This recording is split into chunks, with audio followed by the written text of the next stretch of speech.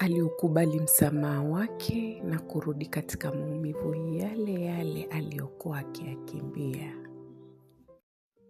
Wiki 2 baadaye, alibadilisha mbinu, akaanza kumpenda yule mtoto kwa moyo wake wote.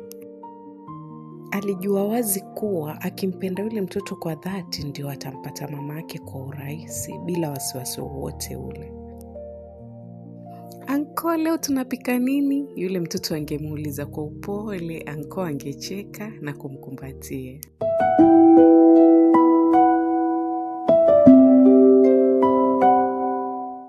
Sio kupika tu, hadi kusali walisali pamoja. Wow. Aliketi chini kwa majuto na kumwangalia mwanamke yule na kumuomba msamaha. "Nisamehe tafadhali na kuomba." Tabasamu la mwanamke yule lilionyesha wazi kuwa alikuwa amemsamehe na moyo wake.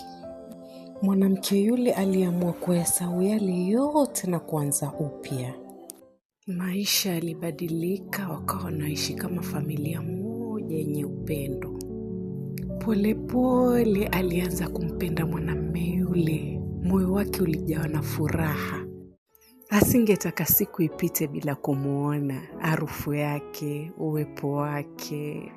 Mwanamke yule alijikuta akiingia katika limbi la mapenzi bila kujijua. Jamani, kumbe mapenzi raha. Kila wakati ungeona pamoja wakicheka huku wakitaniana.